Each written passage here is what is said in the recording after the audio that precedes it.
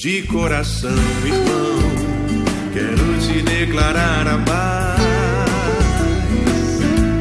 que vem de Jesus e vale muito, muito mais do que ouro ou outro metal, mais do que tudo, a paz de Cristo é especial.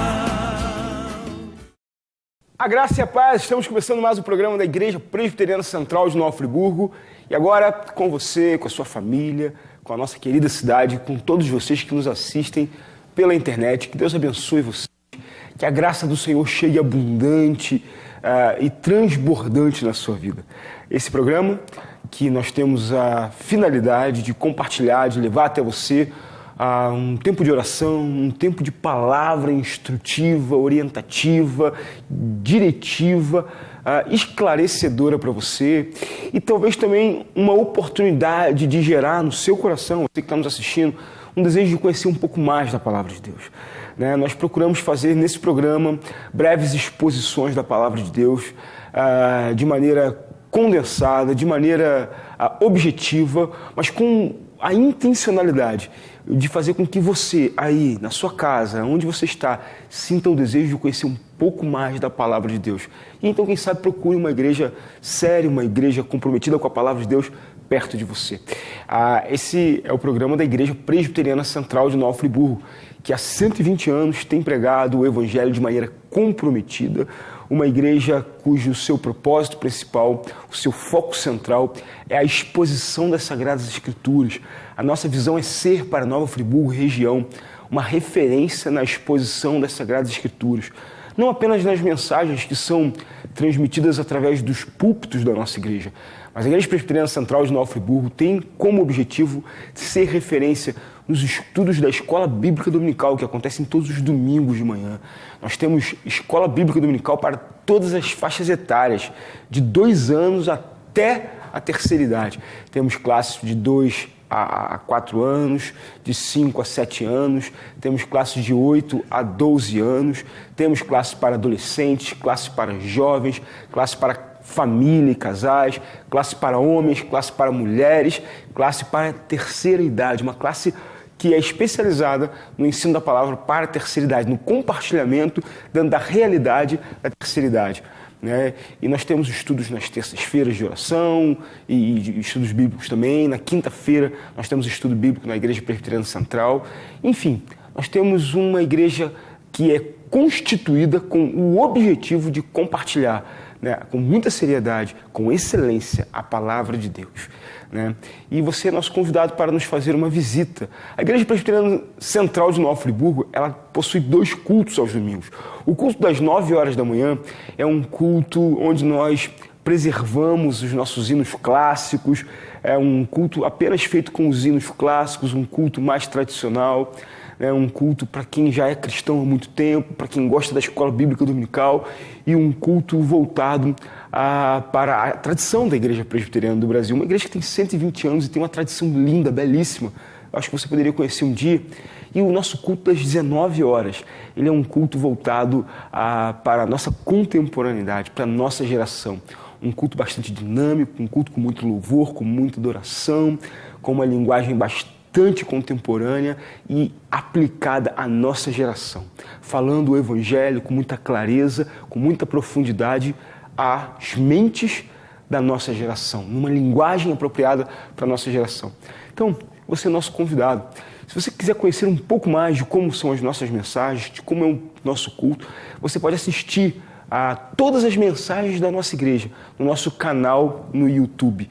Entra no YouTube e digita lá, a Igreja Presbiteriana de Nova Friburgo. Você vai encontrar o nosso canal, vai em vídeos e você vai ver todas as nossas mensagens que são compartilhadas ali.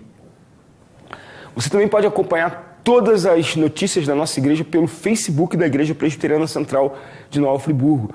Entrando ali, você pode assistir cultos, você pode assistir a ler pastorais, você pode ver a programação da igreja, o que está acontecendo no dia, na semana, no mês, toda a nossa programação, tudo que acontece na Igreja Presbiteriana Central de Nova Friburgo acontece no Facebook. Então você é o nosso convidado né? E agora eu quero orar por você, né? Esse programa tem também uma finalidade de orar, de interceder por você. Sabemos que quando esse programa entra no ar, e independente da hora que você esteja assistindo, ele é reprisado durante a semana, sabemos que você que está nos assistindo, pode ser que você tenha ligado a televisão agora e o seu coração talvez esteja cheio de ansiedade. É possível que a sua mente esteja cheia de interrogações, de questionamentos, talvez de desânimos, talvez de decepções, talvez de tristezas. Talvez você que tenha ligado a televisão hoje tenha alguma coisa que incomode profundamente a sua vida. É por isso que nesse programa nós sempre levantamos um clamor e oramos por sua vida. Você que se encontra cansado, sobrecarregado, eu quero te dizer que Jesus diz: vinde a mim, todos os que estáis cansados e sobrecarregados, e eu vos aliviarei. Essa é uma palavra importante, é uma palavra verdadeira. Muitas vezes nós perdemos o vislumbre e a perspectiva de que realmente tem algo para fazer em nossas vidas. Então, querido, que hoje precisa de uma ação de Deus na sua vida, de uma intervenção de Deus na sua história. Eu quero orar por você, eu quero orar com você. E se você puder, onde você estiver, da maneira que você estiver, orar comigo, eu tenho certeza que Deus vai te abençoar. Então, se você puder, feche os seus olhos. Eu quero orar por você agora. Senhor Deus, em nome de Jesus, eu intercedo por aquele amigo, amiga, família que está assistindo o programa Graça e Paz nesse momento. Pai, que o Senhor possa intervir em sua vida. Que o Senhor faça essa pessoa, ó Deus, lembrar que existe um propósito soberano, uma chamada soberana para a vida dela. Porque o Senhor, Deus, nos amou, nos vocacionou com soberana vocação. Pai querido, eu te peço por aquele que está cansado, dá descanso. Eu te peço por aquele que está angustiado, Senhor, alivia a alma. Por aquele que está preocupado, aquieta o coração. Aquele, ó Deus, que precisa ver portas abrindo na sua vida, Senhor, que o Senhor possa trabalhar o coração dele, para que ele confie plenamente que o Senhor abrirá portas na vida dele. Aqueles que viram algumas portas se fechando, ó Deus, saiba, faça saber, ó Deus, que o Senhor fecha portas, que às vezes portas fechadas, ó Deus, são livramentos, são, ó Deus, oportunidades de novos começos, de recomeços importantes na nossa vida. Ó Deus, que o Senhor nos faça saber que o Senhor tem tudo na sua mão. Ó Deus, aquelas pessoas que passam hoje problemas conjugais, problemas familiares, mães que sofrem com seus filhos, pais que sofrem com seus filhos, filhos que sofrem com seus pais. Ó Pai querido, dá direção, dá sabedoria, para que haja, ó Deus, congraçamento, para que haja, ó Deus, conciliação dentro do lar, dentro das famílias. Ó Deus, aquele que nos assiste agora e sofre com o Senhor possa motivá-lo, inspirá-lo. Se for da tua vontade, cura, Senhor. Manifesta a tua graça. Inspira em corações uma fé genuína, Senhor, que brota a partir da manifestação da tua palavra. Fazendo isso na nossa cidade. Cuida, Senhor, da nossa cidade. Cuida do nosso estado. Cuida do nosso país. Ó Deus, esse é o primeiro programa depois das nossas eleições. Te pedimos, ó Deus, que o nosso país possa prosseguir em águas tranquilas. E ainda, ó Deus, que as águas se movimentem, se espumejem, e, ó Deus, e sejam, ó Deus, balançadas por fortes ventos. Ó Deus, que a nossa pátria possa entender que nós somos uma só pátria, um só país, que estamos juntos no mesmo time. E, ó Deus, e que possamos trabalhar para que esse país seja melhor. Eu te louvo, Pai querido, e te agradeço, e te peço a tua bênção para cada pessoa aqui nesse lugar, em nome de Jesus. Amém e amém. Que Deus abençoe você, que Deus abençoe a sua casa. Eu espero que você tenha recebido essa palavra de oração na sua vida, com fé, com graça, com muita paz. Queridos, hoje eu quero compartilhar com vocês, no segundo bloco, uma exposição bíblica. E como sempre, parte dessa exposição a que eu estou fazendo hoje, ela é da mensagem que eu preguei na igreja no domingo passado. Tenho procurado fazer isso até para você conhecer um pouco mais a palavra de Deus. Se você achou interessante a palavra que eu vou compartilhar aqui, a visão do texto que eu vou compartilhar aqui, você pode entrar na nossa página no YouTube, no nosso canal no YouTube e ouvir essa pregação na sua íntegra. Hoje eu quero falar sobre Paulo na cidade de Troade, né? E algumas coisas interessantes que aconteceram enquanto ele faz um dos sermões mais demorados do Novo Testamento, né? Quando um jovem cai de uma janela, morre e é ressuscitado pelo apóstolo, né? Mas algumas coisas interessantes acontecem aqui. Então, essa é um pouco da mensagem que eu vou compartilhar com vocês hoje.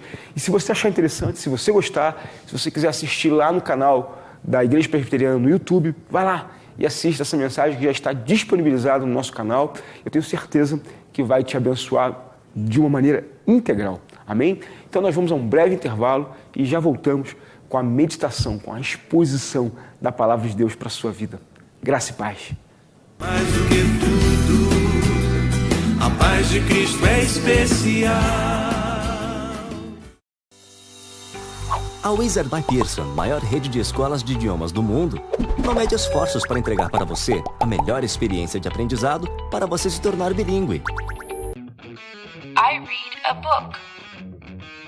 Garanta sua WizPen, a caneta da Wizard que te ajuda a falar inglês. Aqui você aprende com a maior escola de idiomas do mundo. Matricule-se e ganhe sua WizPen.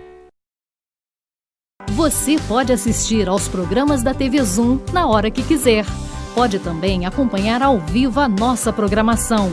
Baixe grátis o aplicativo TV Zoom no seu celular ou no seu tablet e envie o seu vídeo para o nosso jornalismo.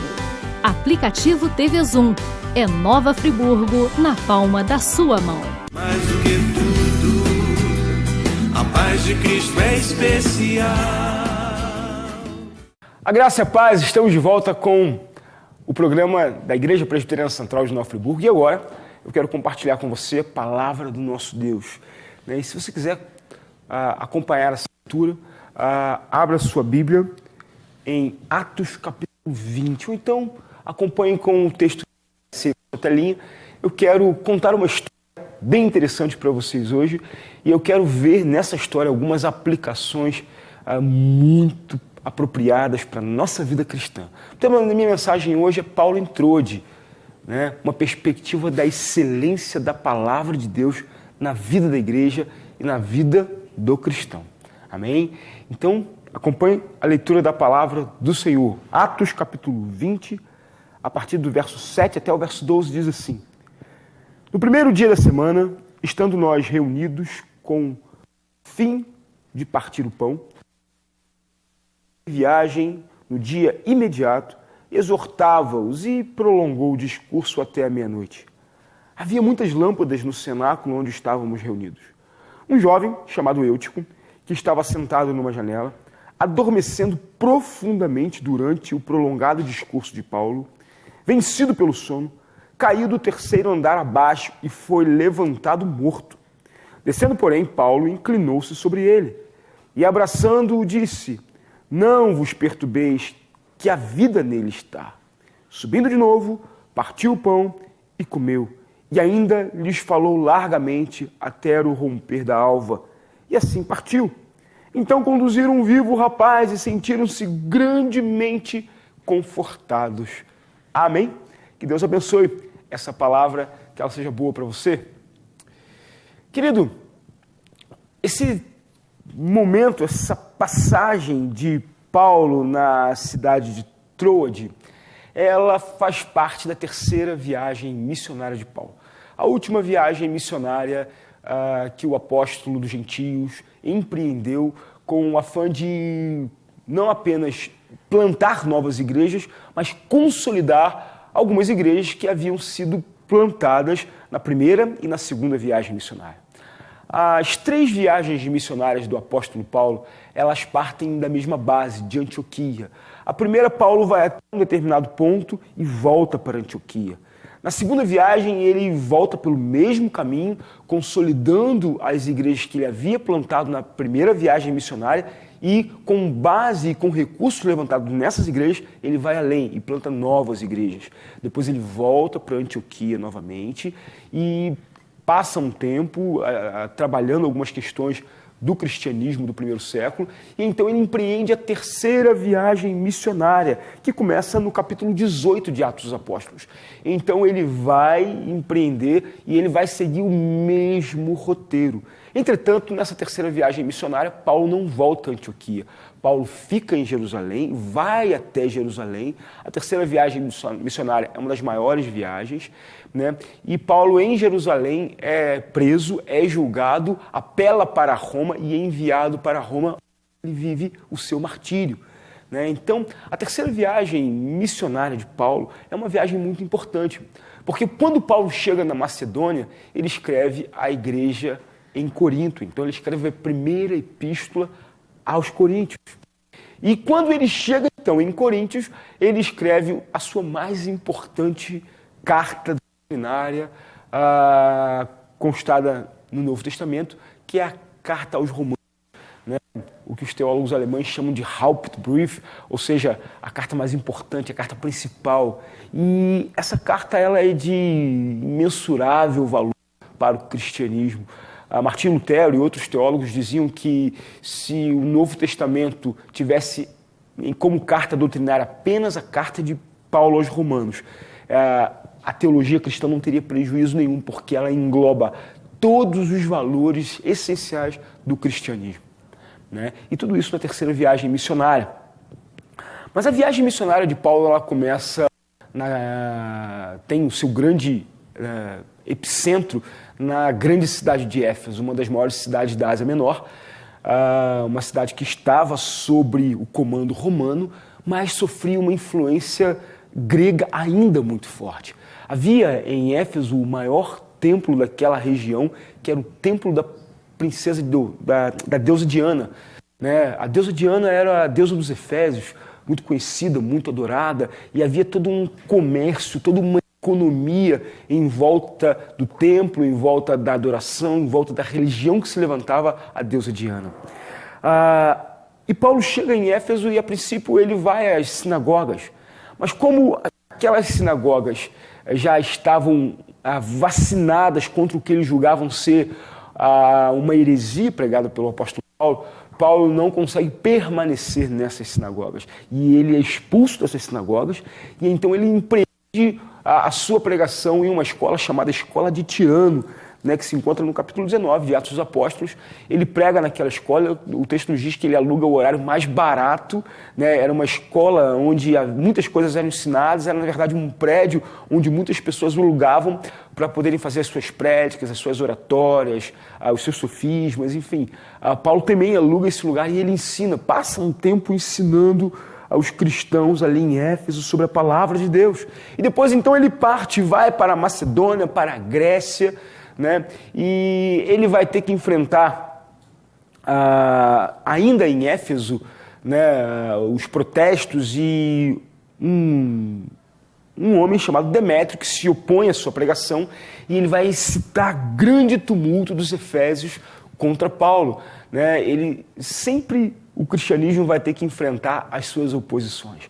Então, se você hoje enfrenta oposições na sua vida cristã, entenda que isso é uma regra, é uma prática comum do cristianismo. O cristianismo sempre vai ter os seus movimentos opositores. Demétrio, lá em Éfeso, foi um grande opositor, criou um grande problema. Paulo não pôde ficar em Éfeso, partiu de Éfeso, porque ele era uma figura muito forte.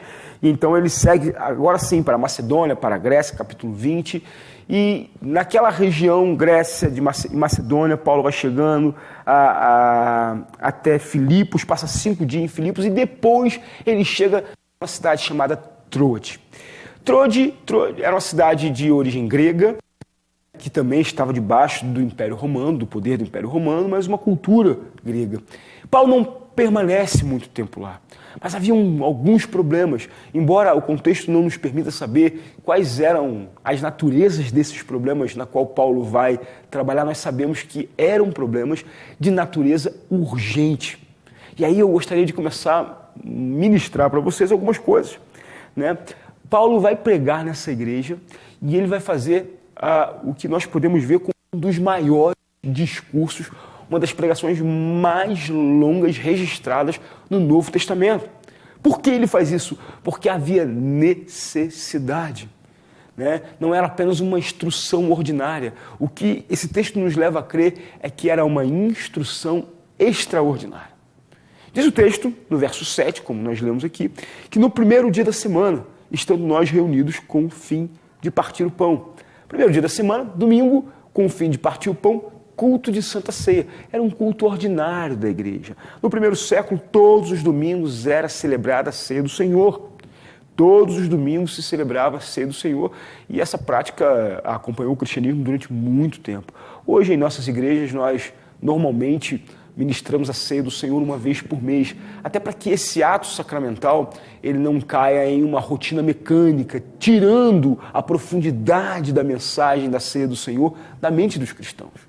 Né? Isso eu acho um zelo importante para com um momento tão importante que é a Ceia do Senhor. Mas os cristãos naquela época, no primeiro século, e até há pouco tempo atrás, todos os domingos celebravam a Ceia do Senhor. Era um culto ordinário, mas Paulo transforma aquele culto ordinário em um culto extraordinário.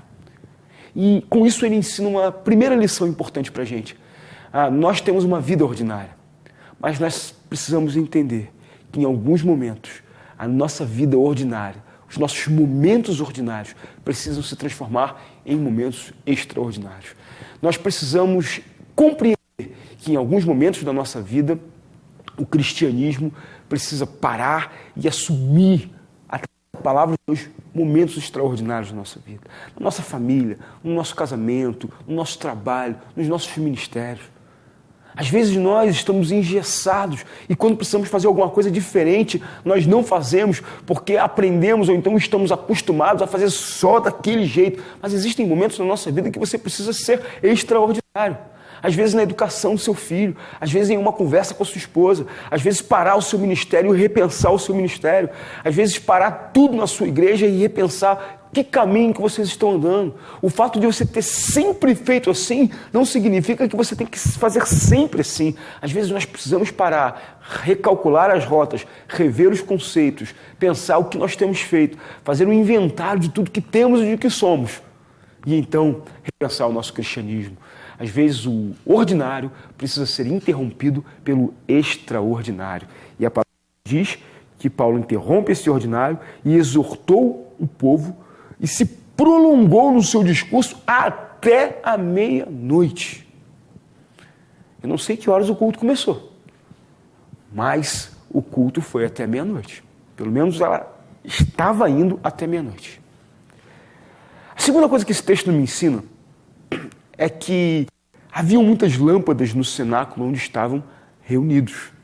Entenda lâmpadas aqui como lamparinas, ou quem sabe lampiões, alguma coisa parecida com isso. Aquelas lâmpadas que haviam nelas azeite ou alguma espécie de óleo combustível e que sua ponta era iluminada e ela gerava então uma luz. Mas perceba que essas lâmpadas elas são lâmpadas que não geram uma luz como nós estamos acostumados, como nesse cenário aqui tem uma luz absolutamente clara. Não era luz elétrica, era uma luz como uma luz de vela, lamparinas acesas. Então o que você tinha, na verdade, era uma penumbra, onde havia muitas sombras. E por mais que houvesse muitas lâmpadas, eu imagino que também haveria muitas sombras. Paulo estava pregando numa penumbra.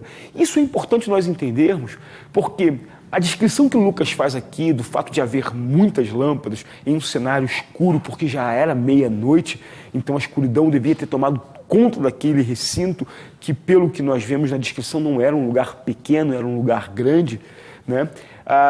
Então Paulo falando muito tempo, a luz já meio apagada. Isso gerava um ambiente não propício para que você permanecesse com atenção ligado no que Paulo estava falando. Certamente não havia microfonação da voz de Paulo. Certamente não havia uma boa visibilidade de Paulo. Certamente as pessoas falavam ao redor e de repente aquilo ia tornando todo o contexto muito cansativo. E com isso, eu faço uma outra aplicação. A aplicação que eu faço aqui é que muitas vezes o contexto da nossa vida, a configuração da vida que nós estamos vivendo se torna uma configuração muito cansativa. Às vezes nós vamos vivendo a nossa vida, os discursos da vida, as pressões da vida vão se prolongando, os ambientes não são apropriados para a nossa atenção.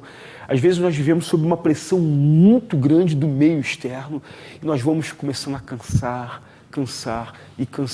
e vamos sendo expostos a situações que nos cansam mais e mais e mais. E às vezes a nossa vida acaba retratando essa figura, uma figura de cansaço, uma figura de sobrecarga, uma figura de pessoas que perdem a sua compostura e a sua capacidade de estarem alertas e atentos a tudo que está acontecendo na sua vida. Será que você está vivendo isso? Será que essa é uma realidade na sua vida? E então, acontece um evento nessa pregação. Diz o texto no verso 9 que um jovem chamado Eutico, cujo nome Eutikos no grego significa próspero ou feliz, né, que estava sentado numa janela, adormecendo profundamente, vencido pelo sono, caiu do terceiro andar abaixo e foi levantado morto. Algumas pontuações rápidas aqui sobre esse evento. Em primeiro lugar, eu já vi algumas aplicações sobre o Eutico, sobre esse jovem que cai da janela, né? E eu acho até que as interpretações populares que existem nesse texto, elas possuem sim uma aplicação importante, elas possuem uma aplicação assim, prática que cabe para a vida cristã, é uma advertência e uma admoestação assim, bastante oportuna, mas a interpretação popular que se tem desse texto é que Eutico caiu porque ele estava numa janela, e algumas pessoas interpretam essa janela como limiar da igreja, ou do templo, ou do lugar onde eles estavam, e com isso querem dizer que ele estava com um pé fora da igreja, outro com um pé dentro da igreja, e por estar em cima do muro talvez tenha caído, né? Que houve ali um descuido, que houve uma despreparação de Eutico por sua juventude, enfim. Sim, nós precisamos estar firmes na igreja, nós não podemos viver em cima dos muros, nós não podemos estar no limiar da vida religiosa, isso é tudo uma verdade, mas o que acontece é que esse texto não me dá base para fazer essa interpretação. Essa é uma interpretação contextual perigosa, né? O que me diz esse texto é que Eutico estava lá desde o início, já era meia-noite. Ainda que nós não estejamos dentro desse contexto em Jerusalém, onde a cultura judaica tinha o sábado como dia do descanso, o domingo era um dia normal de trabalho, é bem possível que muitos desses cristãos que estejam aqui sejam cristãos da dispersão, da diáspora, ou seja, tinham culturas judaicas. E é muito possível que nesse primeiro dia da semana todos tenham trabalhado. E depois foram para os cultos. E talvez estivessem muito cansados, né? E ali permaneceram cansados, né? E foram até meia-noite. É interessante que o fato de Eutico estar dentro da janela, ele cai para dentro do templo. Eu não tenho recursos contextuais para entender que ele estava não interessado, ele estava cansado.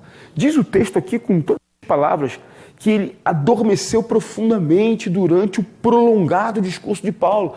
Ou seja, Lucas, mais uma vez, a questão de dizer que esse foi um discurso além do normal. Ele, no verso 7, esse discurso como prolongado, e no verso 9, mais uma vez, ele cita como um discurso excessivamente prolongado.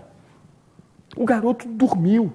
E, na verdade, ele foi vencido pelo seu sono e caiu morto lá do terceiro andar no chão.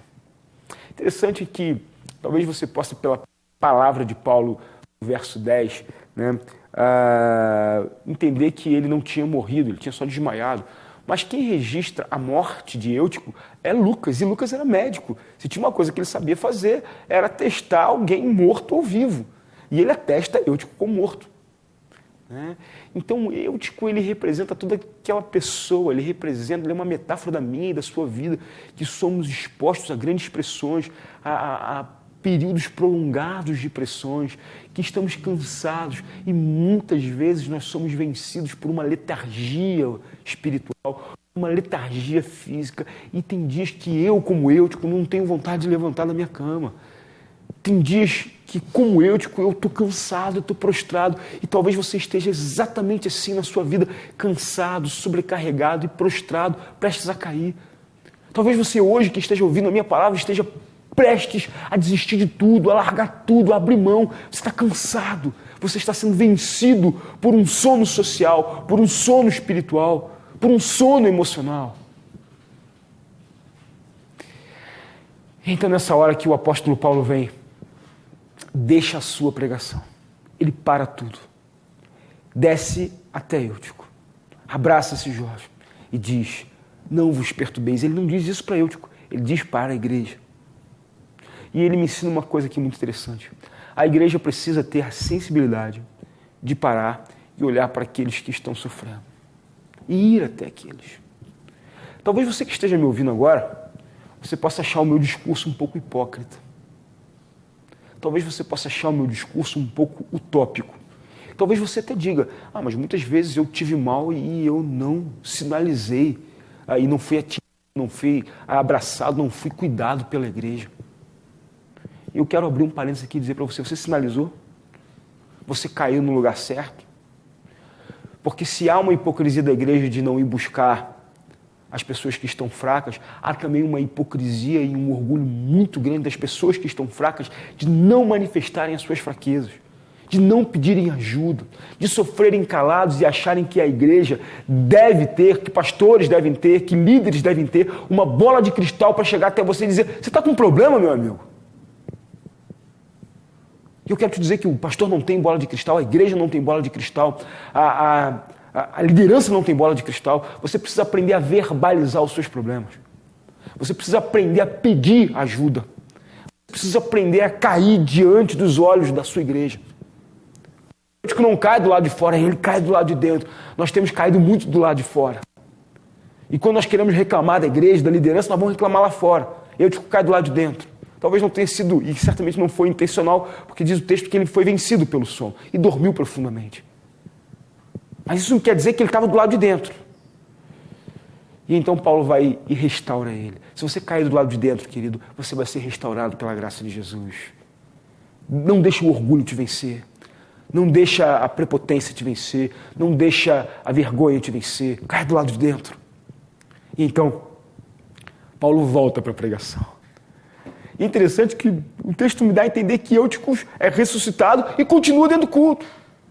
E por fim, o verso 12 diz assim: então conduziram um vivo rapaz e sentiram-se grandemente confortados. Sabe o que esse texto está me dizendo? Que só levaram ele para casa depois que o sermão acabou. E quando que o sermão acabou? Quando rompeu a alva. Era meia-noite, Paulo pregou mais horas ainda. O que eu aprendo com isso aqui? Que eles só sentiram o conforto da ressurreição depois da obrigação. Então, se você quer sentir o conforto antes da sua obrigação com Cristo, você está errado, querido. Você precisa aprender a sentir o conforto depois da obrigação. Vai trabalhar, vai servir ao Senhor, depois você vai sentir o conforto que vem do teu trabalho.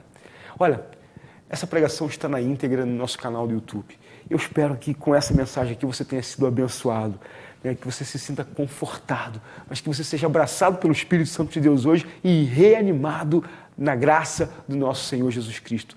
Eu vou partir agora, assim como Paulo partiu, mas eu deixo com vocês a minha paz e que Deus abençoe vocês rica e abundantemente. Um grande abraço, a graça e a paz. De coração, irmão, quero te declarar a paz que vem de Jesus e vale muito, muito mais do que ouro ou outro metal, mais do que tudo, a paz de Cristo é especial.